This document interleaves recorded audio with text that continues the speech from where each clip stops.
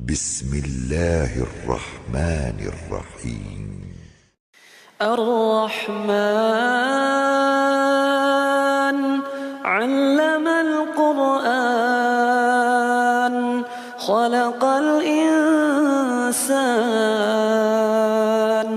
علمه البيان الشمس والقمر بحسبان والنجم والشجر يسجدان والسماء رفعها ووضع الميزان ألا تطغوا في الميزان وأقيموا الوزن بالقسط ولا تخسروا الميزان والأرض وضعها للأنام فيها فاكهة والنخل ذات الأكمام والحب ذو العصف والريحان فبأي آلاء ربكما تكذبان خلق الإنسان من صلصال كالفخار وخلق الجان من مارج من نار فبأي آلاء ربكما تكذبان رب المشرقين ورب المغربين فبأي آلاء ربكما تكذبان مرج البحرين يلتقيان بينهما برزخ لا يبغيان فبأي آلاء ربكما تكذبان يخرج منهما اللؤلؤ والمرجان فبأي آلاء ربكما تكذبان وله الجوار المنشآت في البحر كالأعلام فبأي آلاء ربكما تكذبان كل من عليها فان ويبقى وجه ربك ذو الجلال والإكرام فبأي آلاء ربكما تكذبان يسأله من في السماوات والأرض كل يوم هو في شأن فبأي آلاء ربكما تكذبان سنفرغ لكم أيها الثقلان فبأي آلاء ربكما تكذبان يا معشر الجن والإنس إن استطعتم أن تنفذوا من أقطار السماوات والأرض فانفذوا لا تنفذون إلا بسلطان فبأي آلاء ربكما تكذبان يرسل عليكما شواظ من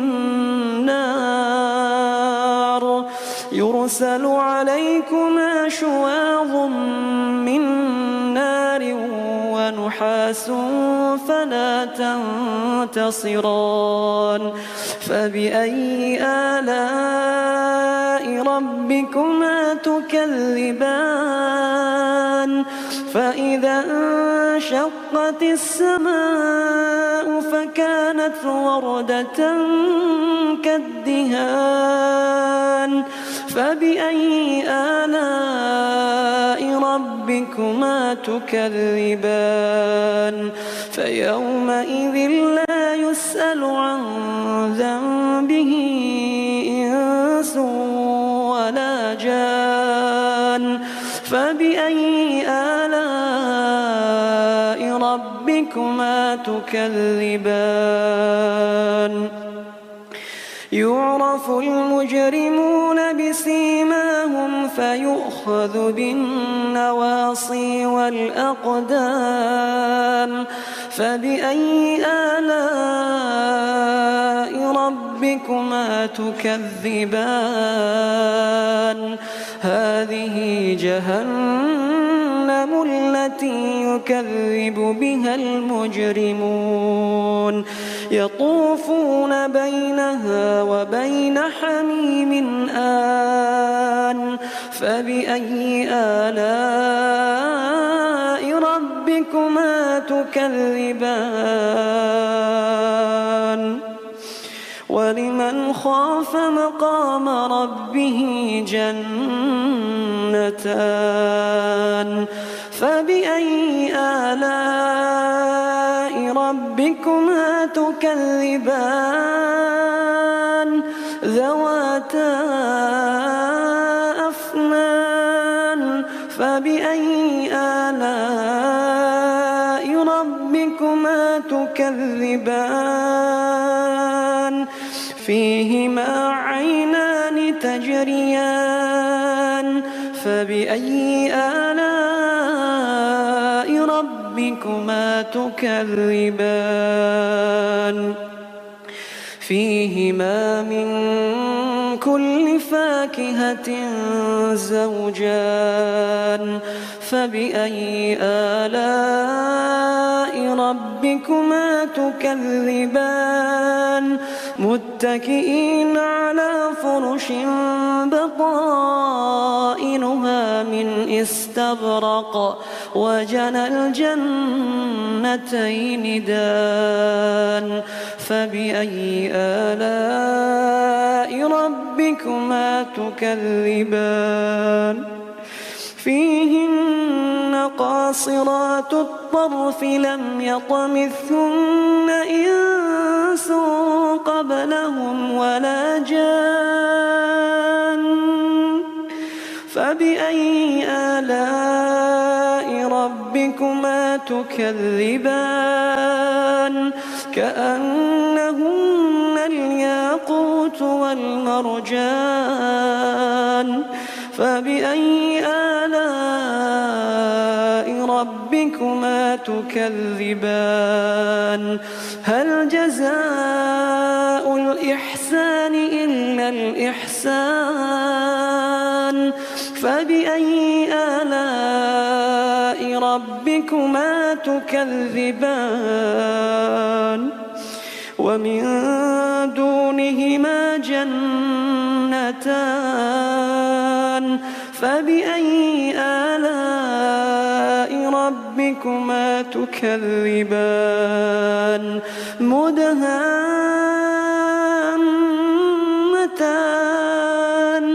فبأي آلاء ربكما تكذبان فيهما عينان نضاختان فبأي آلاء ربكما تكذبان فيهما فاكهة ونخل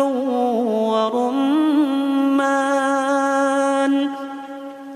فبأي آلاء ربكما تكذبان فيهن خيرات حسان فبأي آلاء ربكما تكذبان حور مقصورات في الخيام فبأي آلاء ربكما ربكما تكذبان لم يطمثهن إنس قبلهم ولا جان فبأي آلاء ربكما تكذبان متكئين على رفرف خضر وعبقري حسان فبأي آلاء ربكما تكذبان تبارك اسم ربك ذي الجلال والإكرام. أعوذ بالله من الشيطان الرجيم. بسم الله الرحمن الرحيم. إذا وقعت الواقعة ليس لوقعتها كاذبة خافضة رافعة إذا رجت الأرض رجا وبست الجبال بسا فكانت هباء منبثا وكنتم أزواجا ثلاثة فأصحاب الميمنة ما أصحاب الميمنة وأصحاب المشأمة ما أصحاب المشأمة والسابقون السابقون أولئك المقربون في جنات النعيم ثلة من الأولين وقليل من الآخرين على سرر موضونة متكئين عليها متقابلين يطوف عليهم ولدان مخلدون بأكواب وأباريق وكأس من معين لا يصدعون عنها ولا ينزفون وفاكهة مما يتخيرون ولحم طير مما يشتهون وحور عين كأمثال اللؤلؤ المكنون جزاء بما كانوا يعملون لا يسمعون فيها لغوا ولا تأثيما إلا قيلا سلاما سلاما وأصحاب اليمين ما أصحاب اليمين في سدر مخضود وطلح منضود وظل ممدود وماء مسكوب وفاكهة كثيرة لا مقطوعة ولا ممنوعة وفرش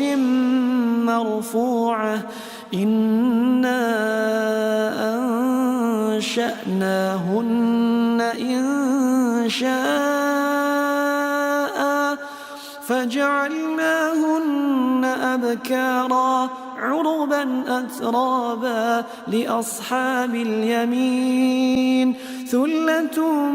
من الأولين وثلة من الآخرين وأصحاب الشمال ما أصحاب الشمال في سموم وحميم وظل من يحموم لا بارد ولا كريم إنهم كانوا قبل ذلك مترفين وكانوا يصرون على الحنث العظيم وكانوا يقولون أإذا متنا وكنا ترابا وعظاما أإنا لمبعوثون أَوَآبَاؤُنَا الْأَوَّلُونَ قُلْ إِنَّ الْأَوَّلِينَ وَالْآخِرِينَ لَمَجْمُوعُونَ إِلَى مِيقَاتِ يَوْمٍ مَّعْلُومٍ ثُمَّ إِنَّكُمْ أَيُّهَا الضَّالُّونَ الْمُكَذِّبُونَ لَآكِلُونَ مِن شَجَرٍ مِّن زَقُّومٍ فَمَالِئُونَ مِنْهَا الْبُطُونَ فَشَارِبُونَ عَلَيْهِ مِنَ الْحَمِيمِ فَشَارِبُونَ شُرْبَ الْهِيمِ هَذَا نُزُلُهُمْ يَوْمَ الدِّينِ نَحْنُ خَلَقْنَاكُمْ فَلَوْلَا تُصَدِّقُونَ أَفَرَأَيْتُم مَّا تُمْنُونَ أَأَنتُمْ تَخْلُقُونَهُ أَمْ نَحْنُ الْخَالِقُونَ نَحْنُ قَدَّرْنَا بَيْنَكُمُ الْمَوْتَ وَمَا نَحْنُ بِمَسْبُوقِينَ عَلَىٰ أَن نُّبَدِّلَ أَمْثَالَكُمْ وَنُنشِئَكُمْ فِيمَا لَا تَعْلَمُونَ وَلَقَدْ عَلِمْتُمُ النَّشْأَةَ الْأُولَىٰ فَلَوْلَا تَذَكَّرُونَ أَفَرَأَيْتُم مَّا تَحْرُثُونَ أَأَنتُمْ تَزْرَعُونَهُ أَمْ نَحْنُ الزَّارِعُونَ لَوْ نَشَاءُ لَجَعَلْنَاهُ حُطَامًا فَظَلْتُمْ تَفَكَّهُونَ إِنَّا لَمُغْرَمُونَ بَلْ نَحْنُ مَحْرُومُونَ أَفَرَأَيْتُمُ الْمَاءَ الَّذِي تَشْرَبُونَ أَأَنتُمْ أَنزَلْتُمُوهُ مِنَ الْمُزْنِ أَمْ نَحْنُ الْمُنزِلُونَ لَوْ نَشَاءُ جَعَلْنَاهُ أُجَاجًا فَلَوْلَا تَشْكُرُونَ أَفَرَأَيْتُمُ النَّارَ الَّتِي تُورُونَ أَأَنتُمْ أَنشَأْتُمْ شَجَرَتَهَا أَمْ نَحْنُ الْمُنشِئُونَ نَحْنُ جَعَلْنَاهَا تَذْكِرَةً وَمَتَاعًا لِّلْمُقْوِينَ فَسَبِّحْ بِاسْمِ رَبِّكَ الْعَظِيمِ فَلَا أُقْسِمُ بِمَوَاقِعِ النُّجُومِ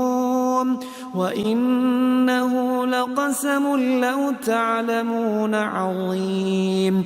إِنَّهُ لَقُرْآنٌ كَرِيمٌ في كتاب مكنون لا يمسه إلا المطهرون تنزيل من رب العالمين أفبهذا الحديث أنتم مدهنون وتجعلون رزقكم أنكم تكذبون فلولا إذا بلغت الحلقوم وأنتم حينئذ تنظرون ونحن أقرب إليه منكم ولكن لا تبصرون فلولا إن كنتم غير مدينين ترجعونها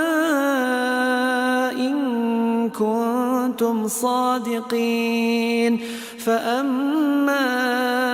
إن كان من المقربين فروح وريحان وجنة نعيم وأما إن كان من أصحاب اليمين فسلام لك من أصحاب اليمين وأما إن كان من المكذبين الضالين فنزل من حميم وتصلية جحيم إن هذا لهو حق اليقين فسبح باسم ربك العظيم بسم الله الرحمن الرحيم ياسين والقرآن الحكيم إنك لمن المرسلين على صراط مستقيم تنزيل العزيز الرحيم لتنذر قوما ما أنذر آباؤهم فهم غافلون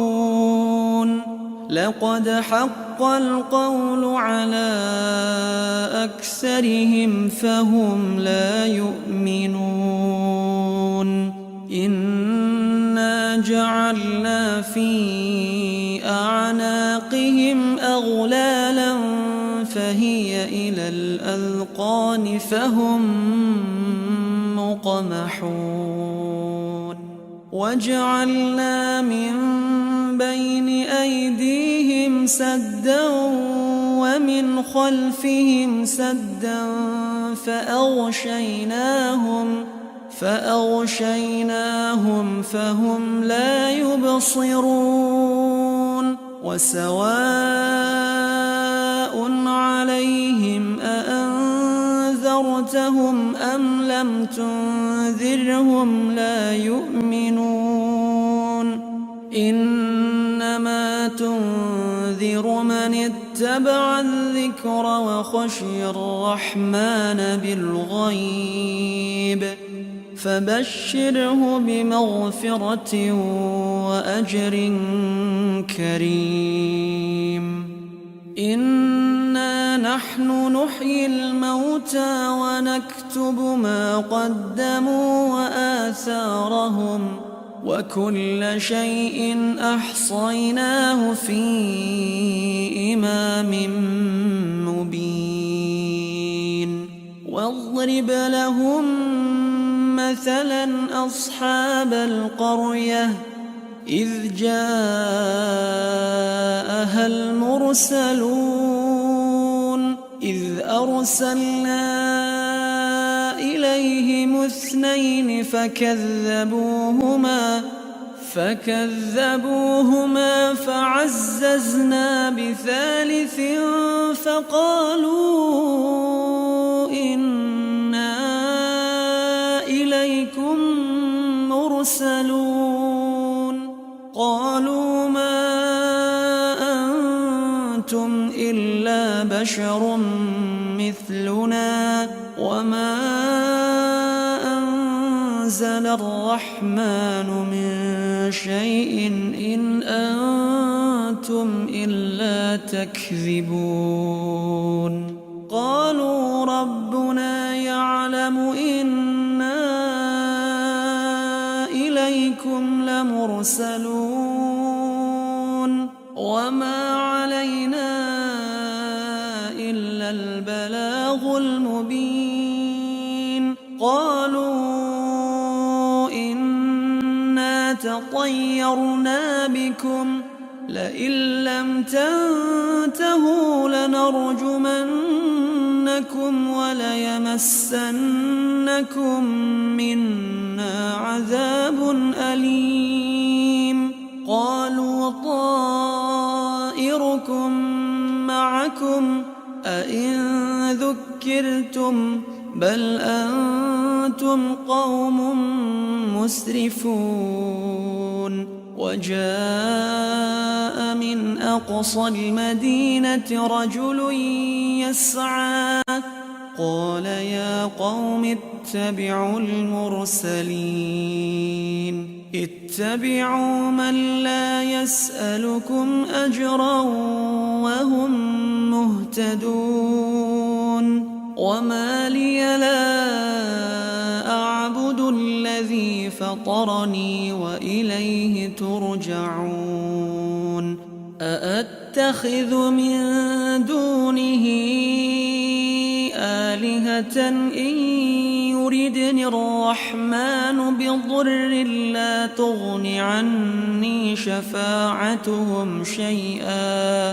لا تغن عني شفاعتهم شيئا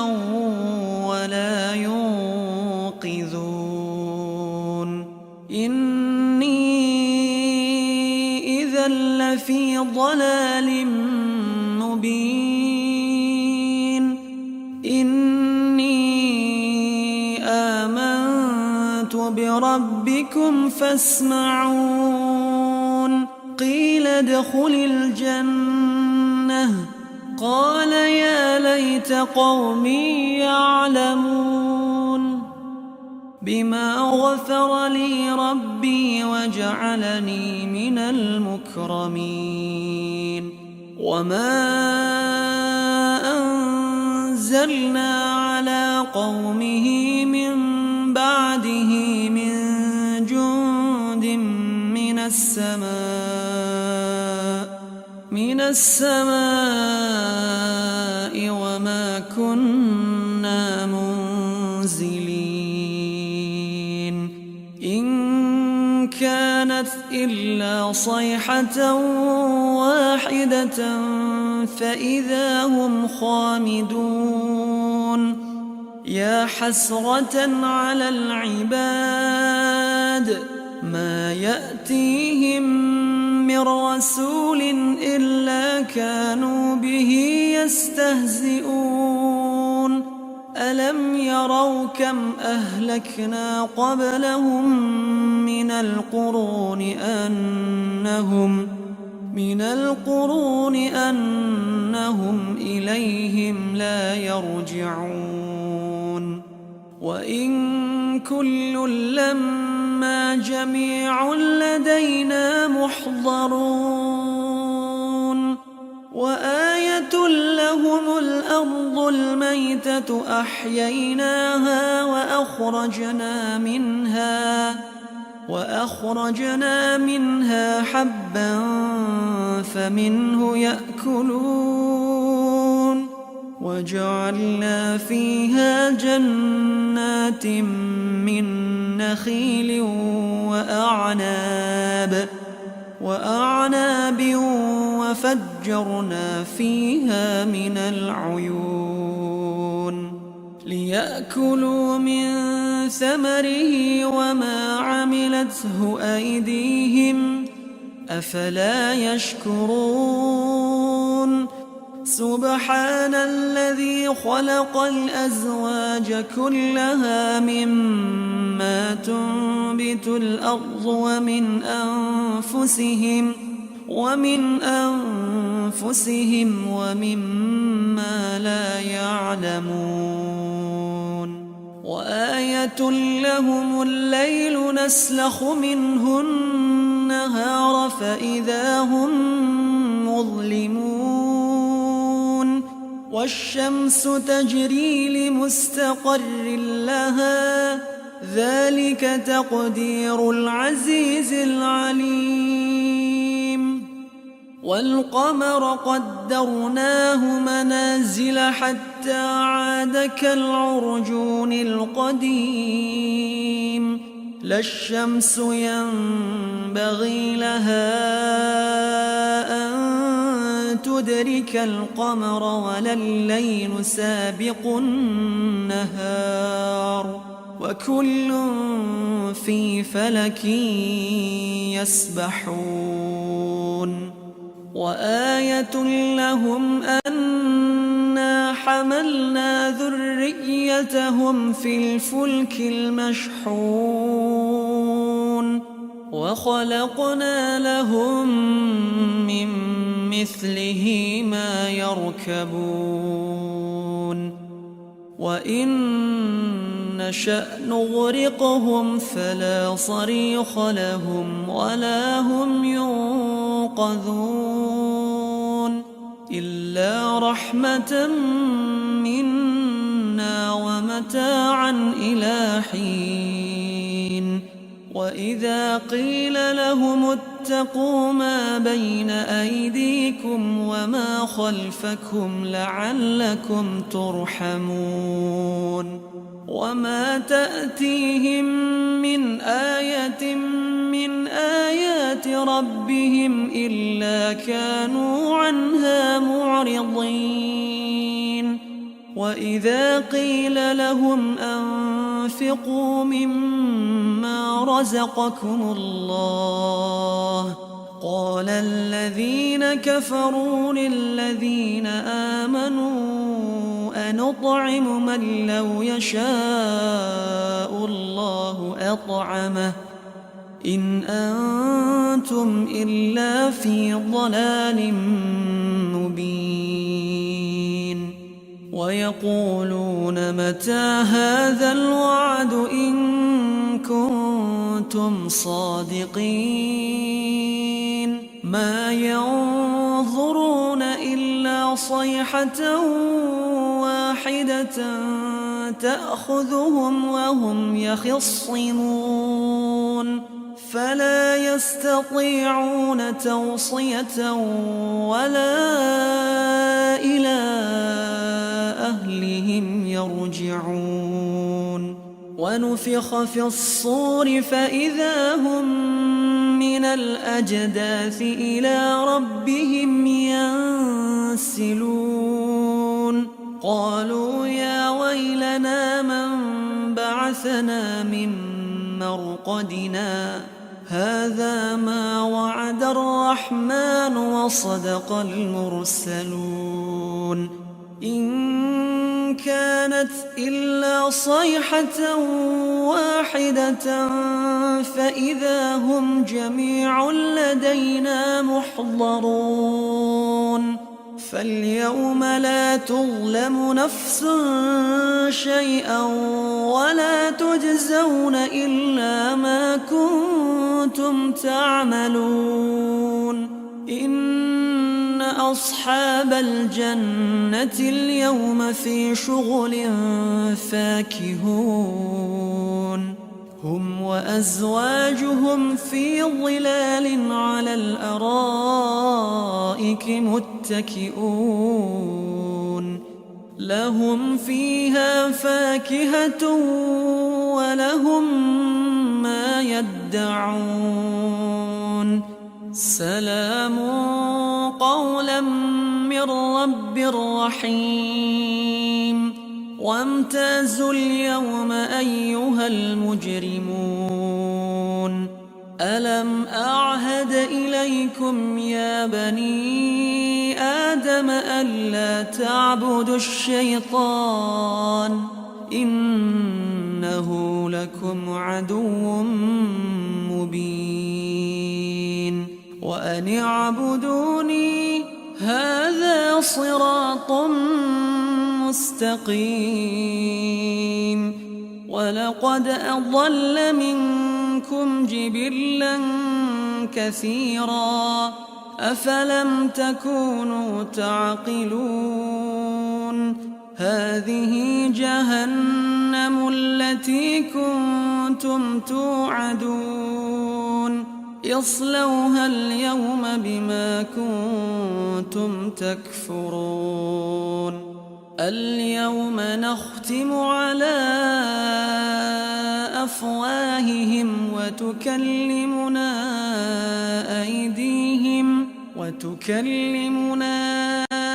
أيديهم وتشهد أرجلهم بما كانوا يكسبون. ولو نشاء لطمسنا على أعينهم فاستبقوا الصراط فأنى يبصرون. ولو نشاء لمسخناهم على مكانتهم فما استطاعوا مضيا ولا يرجعون. ومن نعمره ننكسه في الخلق أفلا يعقلون. وما علمناه الشعر وما ينبغي له إن هو إلا ذكر وقرآن مبين لينذر من كان حيا ويحق القول على الكافرين أولم يروا أنا خلقنا لهم مما عملت أيدينا أنعاما فهم لها مالكون وذللناها لهم فمنها ركوبهم ومنها يأكلون ولهم فيها منافع ومشارب أفلا يشكرون واتخذوا من دون الله آلهة لعلهم ينصرون لا يستطيعون نصرهم وهم لهم جند محضرون فلا يحزنك قولهم إنا نعلم ما يسرون وما يعلنون أولم ير الإنسان أنا خلقناه من نطفة فإذا هو خصيم مبين وضرب لنا مثلا ونسي خلقه قال من يحيي العظام وهي رميم قل يحييها الذي أنشأها أول مرة وهو بكل خلق عليم الذي جعل لكم من الشجر الأخضر نارا فإذا أنتم منه توقدون أوليس الذي خلق السماوات والأرض بقادر على أن يخلق مثلهم بلى وهو الخلاق العليم إنما أمره إذا أراد شيئا أن يقول له كن فيكون فسبحان الذي بيده ملكوت كل شيء وإليه ترجعون بسم الله الرحمن الرحيم تبارك الذي بيده الملك وهو على كل شيء قدير الذي خلق الموت والحياة ليبلوكم أيكم أحسن عملا وهو العزيز الغفور الذي خلق 7 سماوات طباقا ما ترى في خلق الرحمن من تفاوت فارجع البصر هل ترى من فطور ثم ارجع البصر كرتين ينقلب إليك البصر خاسئا وهو حسير ولقد زينا السماء الدنيا بمصابيح وجعلناها رجوما للشياطين وأعتدنا لهم عذاب السعير وللذين كفروا بربهم عذاب جهنم وبئس المصير إذا ألقوا فيها سمعوا لها شهيقا وهي تفور تكاد تميز من الغيظ كلما ألقي فيها فوج سألهم خزنتها ألم يأتكم نذير قالوا بلى قد جاءنا نذير فكذبنا وقلنا ما نزل الله من شيء إن أنتم إلا في ضلال كبير وقالوا لو كنا نسمع أو نعقل ما كنا في أصحاب السعير فاعترفوا بذنبهم فسحقا لأصحاب السعير إن الذين يخشون ربهم بالغيب لهم مغفرة وأجر كبير وأسروا قولكم أو اجهروا به إنه عليم بذات الصدور ألا يعلم من خلق وهو اللطيف الخبير هو الذي جعل لكم الأرض ذلولا فامشوا في مناكبها وكلوا من رزقه وإليه النشور أأمنتم من في السماء أن يخسف بكم الأرض فإذا هي تمور أم أمنتم من في السماء أن يرسل عليكم حاصبا فستعلمون كيف نذير ولقد كذب الذين من قبلهم فكيف كان نكير أولم يروا إلى الطير فوقهم صافات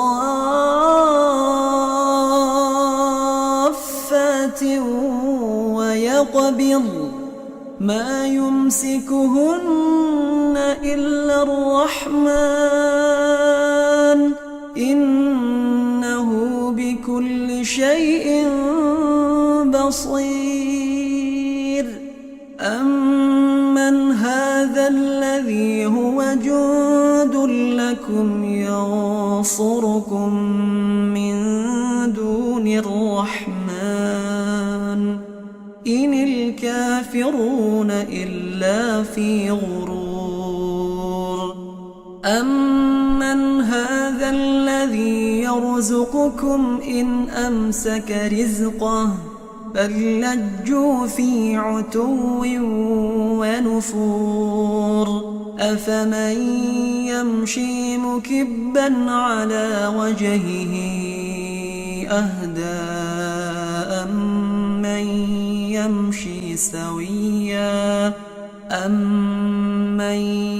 يمشي سويا على صراط مستقيم قل هو الذي أنشأكم وجعل لكم السمع والأبصار والأفئدة قليلا ما تشكرون قل هو الذي ذرأكم في الأرض وإليه تحشرون ويقولون متى هذا الوعد إن كنتم صادقين قل إنما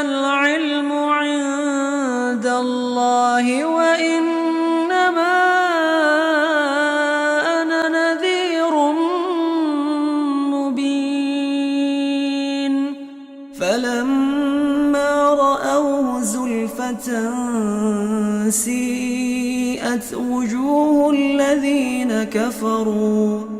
الذين كفروا وقيل هذا الذي كنتم به تدعون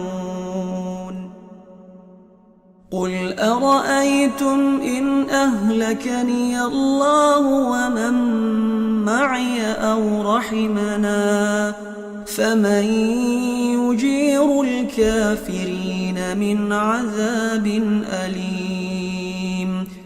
قل هو الرحمن آمنا به وعليه توكلنا فستعلمون من هو في ضلال مبين قل أرأيتم إن أصبح ماؤكم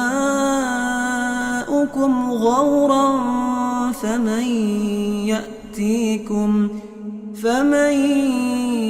يأتيكم بماء معين. بسم الله الرحمن الرحيم. الحمد لله الذي أنزل على عبده الكتاب ولم يجعل له عوجا قيما لينذر بأسا شديدا من لدنه ويبشر المؤمنين الذين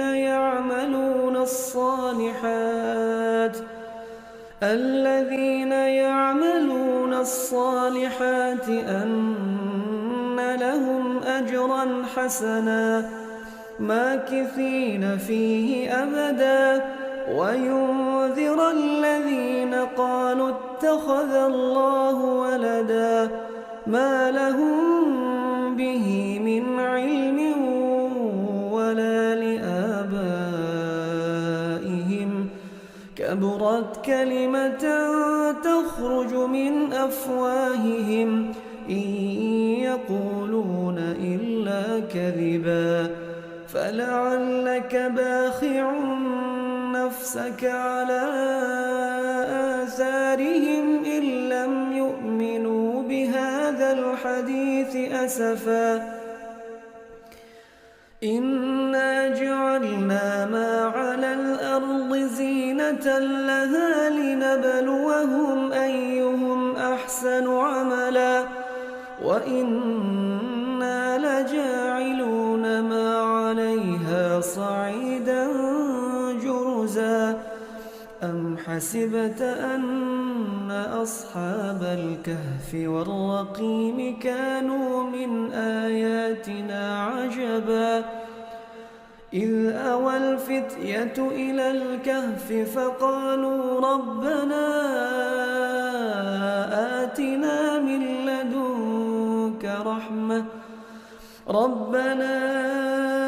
آتنا من لدنك رحمة وهيئ لنا من أمرنا رشدا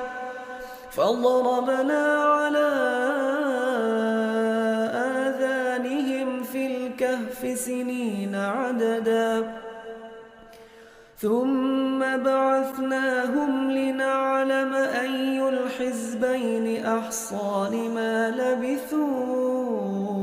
أمدا نحن نقص عليك نبأهم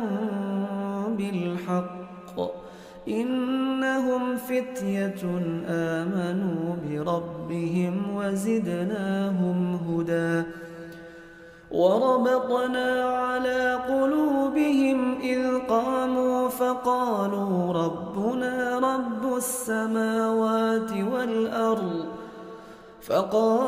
ربنا رب السماوات والأرض لن ندعو من دونه إلها لقد قلنا إذا شططا هؤلاء قومنا اتخذوا من دونه آلهة لولا يأتون عليهم بسلطان بين فمن أظلم ممن افترى على الله كذبا وإذ اعتزلتموهم وما يعبدون إلا الله فأووا إلى الكهف ينشر لكم ربكم من رحمته ويهيئ لكم من أمركم مرفقا وترى الشمس إذا طلعت تزاور عن كهفهم ذات اليمين وإذا غربت تقرضهم ذات الشمال وهم في فجوة منه ذلك من آيات الله من يهد الله فهو المهتد ومن يضلل فلن تجد له وليا مرشدا وتحسبهم أيقاظا وهم رقود ونقلبهم ذات اليمين وذات الشمال وكلبهم باسط ذراعيه بالوصيد لو اطلعت عليهم لوليت منهم فرارا ولملئت منهم رعبا وكذلك بعثناهم ليتساءلوا بينهم قال قائل منهم كم لبثتم قالوا لبثنا يوما أو بعض يوم قالوا ربكم أعلم بما لبثتم فابعثوا أحدكم بورقكم هذه إلى المدينة فلينظر أيها أزكى طعاما فليأتكم برزق منه وليتلطف ولا يشعرن بكم أحدا إنهم إن يظهروا عليكم يرجموكم أو يعيدوكم في ملتهم ولن تفلحوا إذا أبدا وكذلك أعثرنا عليهم ليعلموا أن وعد الله حق وأن الساعة لا ريب فيها إذ يتنازعون بينهم أمرهم فقالوا ابنوا عليهم بنيانا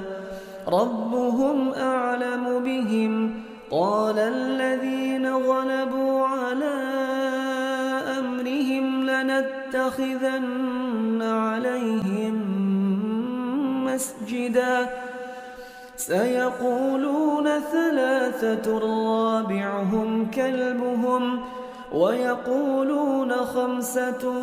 سادسهم كلبهم رجما بالغيب ويقولون سبعة وثامنهم كلبهم قل ربي أعلم بعدتهم ما يعلمهم إلا قليل فلا تمار فيهم إلا مراء ظاهرا ولا تستفت فيهم منهم أحدا ولا تقولن لشيء إني فاعل ذلك غدا إلا أن يشاء الله ربك إذا نسيت وقل عسى أن يهديني ربي لأقرب من هذا رشدا ولبثوا في كهفهم 300 سنين وازدادوا 9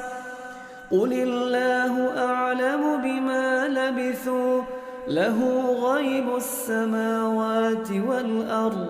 أبصر به وأسمع ما لهم من دونه من ولي ولا يشرك في حكمه أحدا واتل ما أوحي إليك من كتاب ربك لا مبدل لكلماته ولن تجد من دونه ملتحدا واصبر نفسك مع الذين يدعون ربهم بالغداة والعشي يريدون وجهه ولا تعد عيناك عنهم تريد زينة الحياة الدنيا ولا تطع من أغفلنا قلبه عن ذكرنا واتبع هواه وكان أمره فرطا وقل الحق من ربكم فمن شاء فليؤمن ومن شاء فليكفر إنا أعتدنا للظالمين نارا أحاط بهم سرادقها وإن يستغيثوا يغاثوا بماء كالمهل يشوي الوجوه بئس الشراب وساءت مرتفقا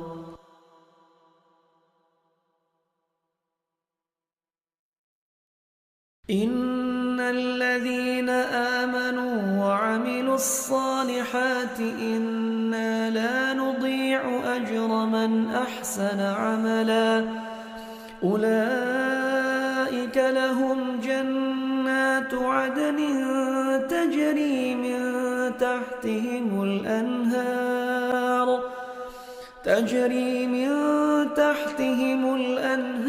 يحلون فيها من أساور من ذهب ويلبسون ثيابا خضرا من سندس واستبرق متكئين فيها على الأرائك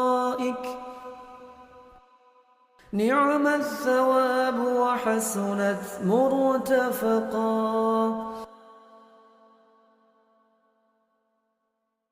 واضرب لهم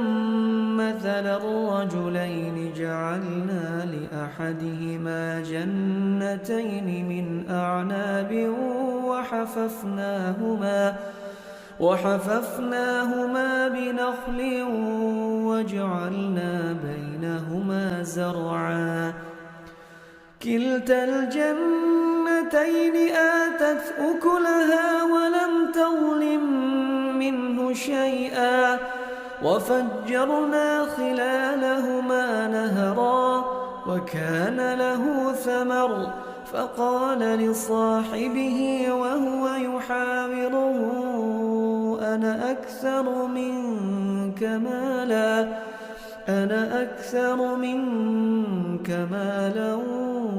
وأعز نفرا ودخل جنته وهو ظالم لنفسه قال ما أظن أن تبيد هذه أبدا وما أظن الساعة قائمة ولئن رددت إلى ربي لأجدن خيرا منها قال له صاحبه وهو يحاوره أكفرت بالذي خلقك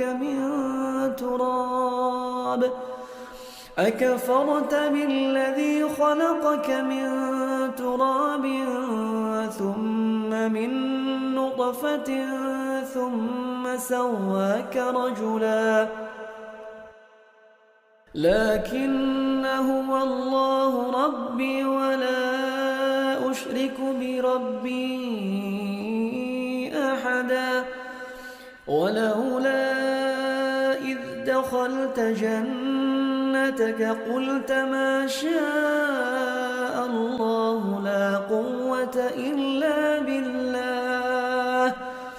إن ترني أنا أقل منك مالا وولدا فعسى ربي أن يؤتيني خيرا من جنتك ويرسل عليها حسبانا من السماء فتصبح صعيدا زلقا أو يصبح ماؤها غورا فلن تستطيع له طلبا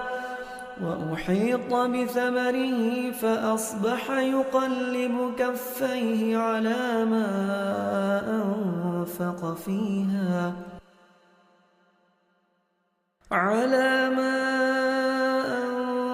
فيها وهي خاوية على عروشها ويقول يا ليتني لم أشرك بربي أحدا ولم تكن له فئة ينصرونه من دون الله وما كان منتصرا هنالك الولاية لله الحق هو خير ثوابا وخير عقبا واضرب لهم مثل الحياة الدنيا كماء أنزلناه من السماء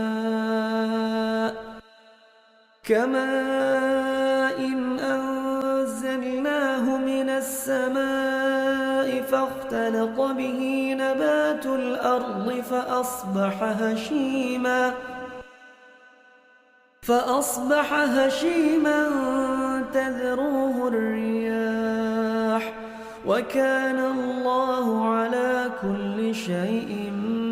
مقتدرا المال والبنون زينة الحياة الدنيا والباقيات الصالحات خير عند ربك ثوابا وخير أملا ويوم نسير الجبال وترى الأرض بارزة وحشرناهم فلم نغادر منهم أحدا وعرضوا على ربك صفا لقد جئتمونا كما خلقناكم أول مرة بل زعمتم أن لن نجعل لكم موعدا ووضع الكتاب فترى المجرمين مشفقين مما فيه ويقولون يا ويلتنا ما لهذا الكتاب لا يغادر صغيرة ولا كبيرة إلا أحصاها ووجدوا ما عملوا حاضرا ولا يظلم ربك أحدا وإذ قلنا للملائكة اسجدوا لآدم فسجدوا إلا إبليس كان من الجن ففسق عن أمر ربه أفتتخذونه وذريته أولياء من دوني وهم لكم عدو بئس للظالمين بدلا ما أشهدتهم خلق السماوات والأرض ولا خلق أنفسهم وما كنت متخذ المضلين عضدا ويوم يقول نادوا شركائي الذين زعمتم فدعوهم فلم يستجيبوا لهم وجعلنا بينهم موبقا ورأى المجرمون النار فظنوا أنهم مواقعوها ولم يجدوا عنها مصرفا ولقد صرفنا في هذا القرآن للناس من كل مثل وكان الإنسان أكثر شيء جدلا وما منع الناس أن يؤمنوا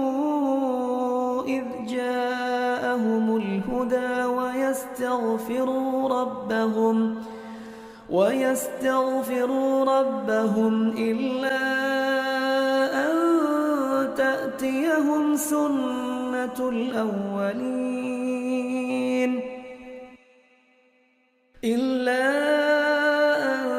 تأتيهم سنة الأولين أو يأتيهم العذاب قبلا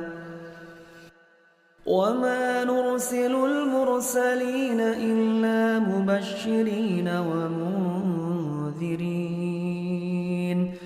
ويجادل الذين كفروا بالباطل ليدحضوا به الحق واتخذوا آياتي وما أنذروا هزوا ومن أظلم ممن ذكر بآيات ربه فأعرض عنها ونسي ما قدمت يداه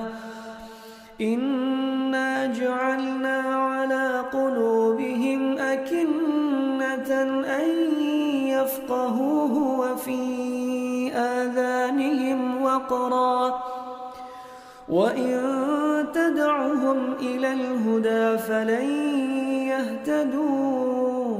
إذا أبدا وربك الغفور ذو الرحمة لو يؤاخذهم بما كسبوا لعجل لهم العذاب بل لهم موعد لن يجدوا من دونه موئلا وتلك القرى أهلكناهم لما ظلموا وجعلنا لمهلكهم موعدا وإذ قال موسى لفتاه لا أبرح حتى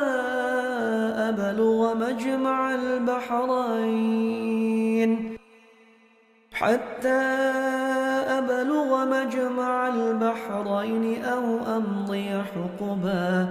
فلما بلغا مجمع بينهما نسيا حوتهما فاتخذ سبيله في البحر سربا فلما جاوزا قال لفتاه آتنا غداءنا لقد لقينا من سفرنا هذا نصبا قال أرأيت إذ أوينا إلى الصخرة فإني نسيت الحوت فإني نسيت الحوت وما أنسانيه إلا الشيطان أن أذكره واتخذ سبيله في البحر عجبا قال ذلك ما كنا نبغ فارتدا على آثارهما قصصا فوجدا عبدا من عبادنا آتيناه رحمة من عندنا وعلمناه من لدنا علما قال له موسى هل أتبعك على أن تعلمني مما علمت رشدا قال إنك لن تستطيع معي صبرا وكيف تصبر على ما لم تحط به خبرا قال ستجدني إن شاء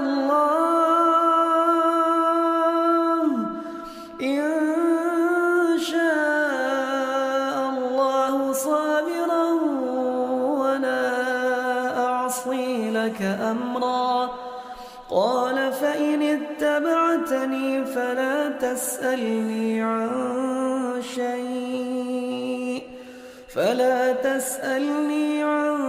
شيء حتى أحدث لك منه ذكرا فانطلقا حتى إذا ركبا في السفينة خرقها قال أخرقتها لتغرق أهلها لقد جئت شيئا إمرا قال ألم أقل إنك لن تستطيع معي صبرا قال لا تؤاخذني بما نسيت ولا ترهقني من أمري عسرا فانطلقا حتى إذا لقيا غلاما فقتله قال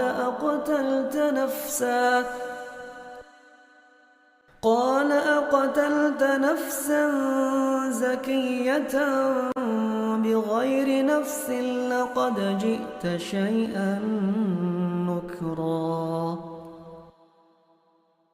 قال ألم أقل لك إنك لن تستطيع معي صبرا قال إن سألتك عن شيء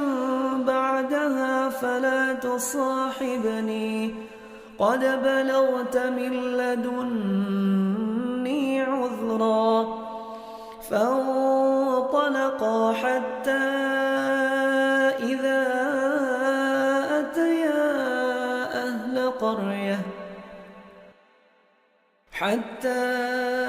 إذا أتيا أهل قرية استطعما أهلها فأبوا أن يضيفوهما فوجدا فيها جدارا يريد أن ينقض فأقامه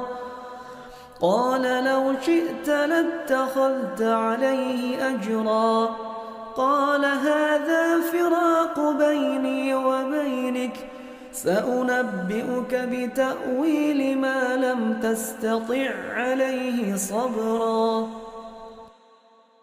أما السفينة فكانت لمساكين يعملون في البحر فأردت أن أعيبها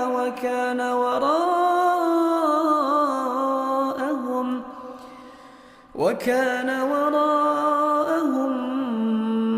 ملك يأخذ كل سفينة غصبا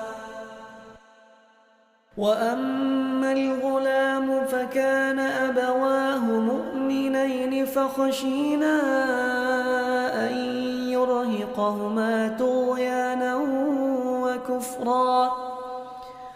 فأردنا أن يبدلهما ربهما خيرا منه زكاة وأقرب رحما وأما الجدار فكان لغلامين يتيمين في المدينة وكان تحته كنز لهما وكان أبوهما صالحا فأراد ربك أن يبلغا أشدهما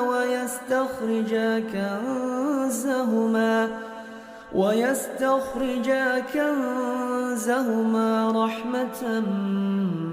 من ربك وما فعلته عن أمري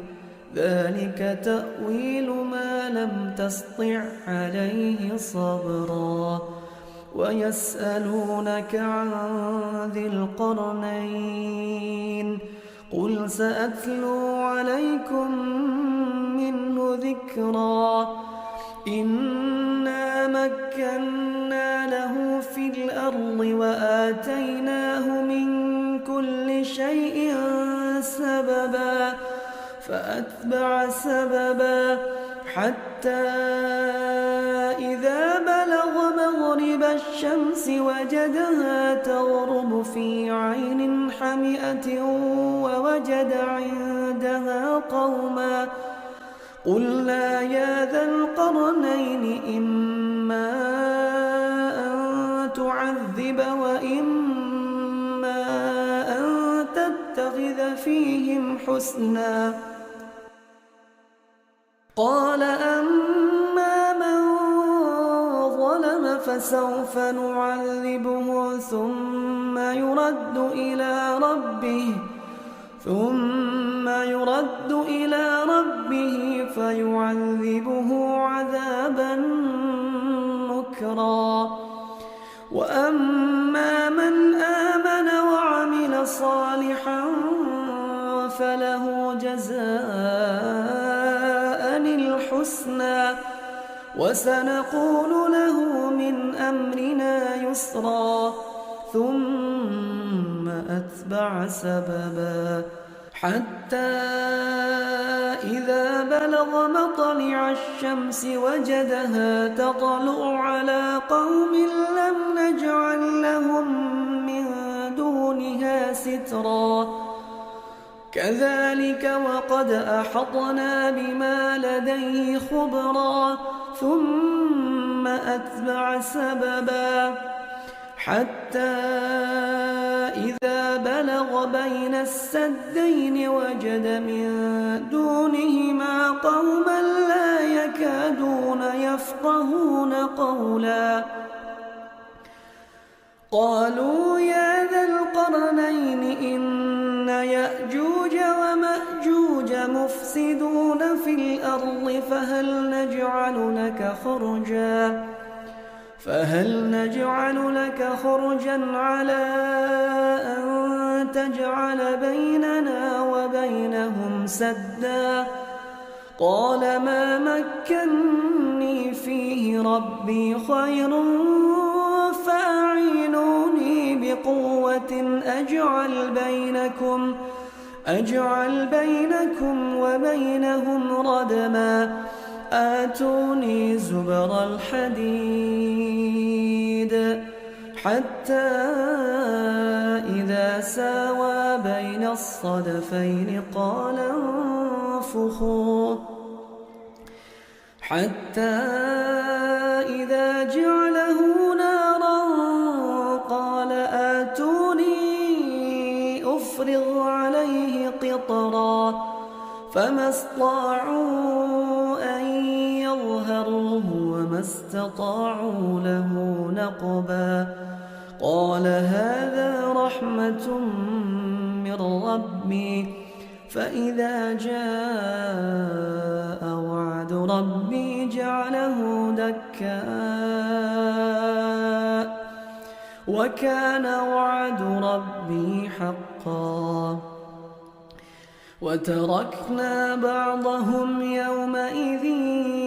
يموج في بعض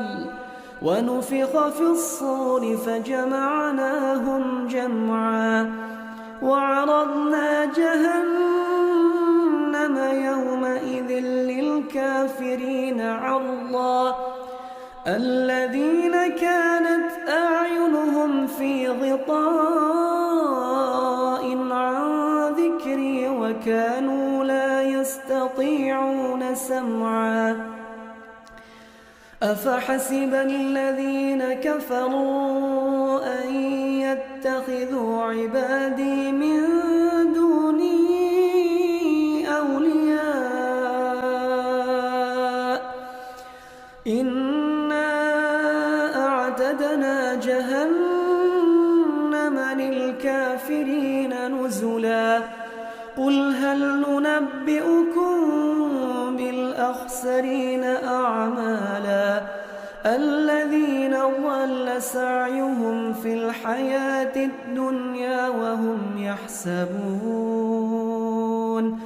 وهم يحسبون أنهم يحسنون صنعا أولئك الذين كفروا بآيات ربهم ولقائه فحبطت أعمالهم فلا نقيم لهم يوم القيامة وزنا ذلك جزاؤهم جهنم بما كفروا واتخذوا آياتي ورسلي هزوا إن الذين آمنوا وعملوا الصالحات كانت لهم جنات الفردوس نزلا خالدين فيها لا يبغون عنها حولا قل لو كان البحر مدادا لكلمات ربي لنفد البحر قبل أن تنفد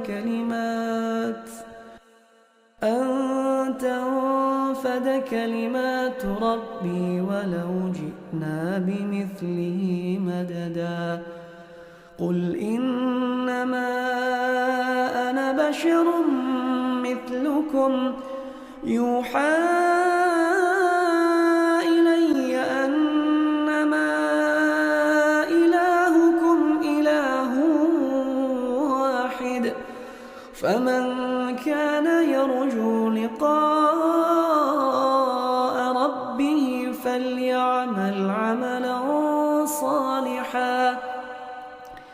فليعمل عملا صالحا